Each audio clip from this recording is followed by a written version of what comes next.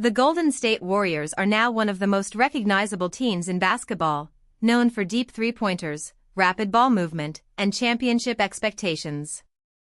But their story did not begin with Stephen Curry launching shots from the logo, or with packed crowds in San Francisco. It began decades earlier, in a different city, in a different league, during a time when professional basketball was still building its identity. The Warriors' rise is not a straight line. It is a story of relocation, reinvention, legendary stars, painful collapses, and one of the most dramatic transformations in NBA history. Few franchises have experienced so many different basketball eras while still remaining central to the league's biggest moments. To understand the Warriors, you have to look beyond the modern dynasty and follow the franchise from its Philadelphia origins to its place among the NBA's all-time elite. The franchise was founded in 1946 as the Philadelphia Warriors, joining the Basketball Association of America, the league that would later become part of the NBA's foundation. In 1947, the Warriors won the inaugural BAA championship, giving the organization a place in professional basketball history from the very beginning. That early success mattered because it established the Warriors as more than just another team in a young league. They were one of the first champions of major American professional basketball. At a time when the sport was still competing for attention with baseball, boxing, and college athletics, a championship gave the franchise legitimacy. Long before the modern NBA became a global product, the Warriors were already helping shape what professional basketball could become. Their first title was not just a trophy, it was an early marker in the league's historical record.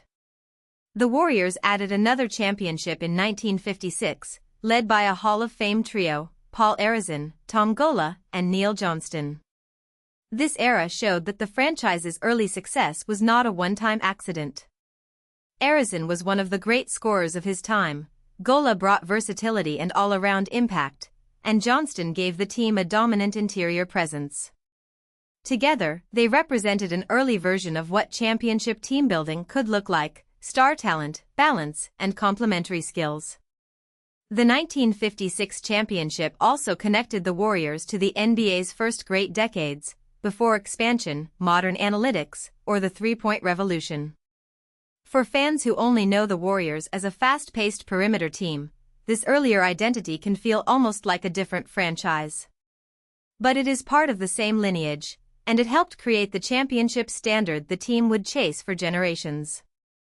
In 1962, the Warriors moved from Philadelphia to the San Francisco Bay Area, beginning a new chapter on the West Coast. At first, they took the San Francisco name, before changing their geographic identity to Golden State in 1971. That name change was significant because it positioned the team as representing more than one city. Instead of being tied only to San Francisco, the Warriors adopted a broader California identity, one that fit their Bay Area roots while giving the franchise a distinctive brand. Today, the team plays its home games at Chase Center in San Francisco, but its history stretches across multiple arenas, cities, and fan bases. The move west also placed the Warriors in a region that would become central to the NBA's future. Over time, the Bay Area would help shape the franchise's personality: innovative, energetic, and willing to redefine basketball norms. One of the most famous names in franchise history is Wilt Chamberlain, one of basketball's most dominant individual forces. But the Warriors' Chamberlain era ended with a major turning point when he was traded in January 1965. The immediate result was brutal. The team finished the 1964-65 season with a 17-63 record, the worst in the NBA. Losing a player of Chamberlain's magnitude can leave a franchise directionless, and for the Warriors, that moment could have led to a long collapse. Yet the rebuilding period turned out to be surprisingly brief. Just 4 months after trading Chamberlain, the Warriors drafted Rick Barry. That single decision changed the direction of the franchise again. In many NBA histories, rebuilding after losing a superstar can take years. For the Warriors, the next foundational star arrived almost immediately, giving the team a new identity after one of its lowest points. Rick Barry became the centerpiece of the next great Warriors era. Known for his scoring, confidence, and unusual underhand free throw style, Barry gave Golden State a star capable of carrying a team deep into the postseason. Alongside Jamal Wilkes, he helped power the Warriors to the 1975 NBA championship. That title is widely considered one of the biggest upsets in NBA history, which makes it especially important in the franchise's mythology. The Warriors were not simply expected to dominate. They shocked the basketball world. Upset championships tend to last in memory because they challenge what fans and analysts think they know. The 1975 Warriors showed that the franchise could win not only through obvious superiority, but through timing, cohesion, and fearless execution. It was their third championship overall and their first after becoming a Bay Area team, making it a defining moment in Golden State history. After the high of 1975, the Warriors entered a more difficult stretch. The team struggled through much of the 1980s, a reminder that even historic franchises can spend long periods searching for direction. In the NBA, success is often cyclical. A team can move from champions to rebuilders quickly, especially when star players age, rosters change, and stronger rivals emerge. For Golden State, the 1980s were not remembered as a golden era, but they set the stage for a new identity at the turn of the decade. That identity came through a trio of exciting perimeter players, Tim Hardaway, Mitch Richmond, and Chris Mullin. Together, they became known as Run TMC, a nickname that captured their speed, style, and entertainment value. They helped make the Warriors playoff regulars again and reminded fans that the franchise could still produce thrilling, modern basketball. Run TMC did not bring the Warriors a championship, but its importance should not be reduced to the lack of a title. Tim Hardaway, Mitch Richmond, and Chris Mullin represented a shift toward guard-driven, high-tempo basketball. Their style was explosive, creative, and fun to watch, helping build a bridge between older NBA structures and the faster, spacing-oriented game that would later define the league. For Warriors fans, Run TMC became a beloved era because it restored relevance after years of struggle. It gave the franchise star power, playoff appearances, and a recognizable basketball identity. In hindsight, it also feels like an early hint of what the Warriors would eventually become, a team associated with pace, skill, and perimeter excellence. The dynasty of the 2010s would be much more successful, but the idea of Golden State as an exciting, guard-led team had roots in this earlier period. The modern Warriors' revolution began with Stephen Curry, Klay Thompson, and Draymond Green.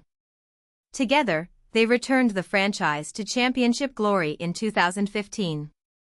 Curry's shooting range stretched defenses in ways the NBA had never fully seen before. Thompson became one of the league's great shooting guards, capable of explosive scoring without needing the ball in his hands for long. Green gave the team defensive intensity, playmaking, and emotional edge. What made this trio special was not just individual talent, but fit. Their skills amplified one another. Curry's gravity opened space, Thompson punished defensive mistakes, and Green connected the offense while anchoring the defense. The 2015 championship was more than a successful season. It announced a new basketball model. Golden State showed that shooting, spacing, versatility, and unselfish movement could define a championship team in the modern NBA. In 2016, the Warriors pushed regular season excellence further than any team before them, finishing 73-9. That record surpassed the previous standard and became one of the most famous numbers in NBA history. It reflected consistency across a long season, not just a short burst of brilliance. Night after night, Golden State combined shooting, defense, pace, and confidence to overwhelm opponents. But the same season also delivered one of the most painful endings in franchise history.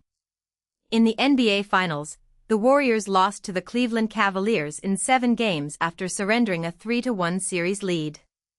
That contrast makes 2016 one of the most complicated seasons ever.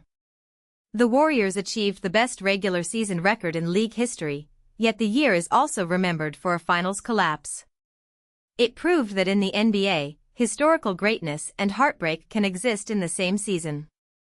After the 2016 Finals loss, the Warriors made a move that changed the balance of the NBA. They signed former MVP Kevin Durant. Adding Durant to a team that had just won 73 games created one of the most talented rosters ever assembled. With Curry, Thompson, Green, and Durant together, Golden State became a nightmare matchup. Durant provided elite scoring, size, and shot creation, giving the Warriors another option when playoff defenses slowed their motion offense. The result was back-to-back championships in 2017 and 2018. Those titles cemented the Warriors as a dynasty, but they also intensified debates about competitive balance and superstar team building. Whether admired or criticized, the Durant-era Warriors were historically dominant. They had multiple MVP-level talents, elite shooting, defensive versatility, and championship experience. For 2 seasons, they looked less like a great team and more like the league's final boss. Dynasties rarely end cleanly, and the Warriors' run hit a major turning point in 2019. Golden State reached the NBA Finals again but lost to the Toronto Raptors. That offseason, Kevin Durant left, and the franchise soon missed the playoffs in the next 2 seasons.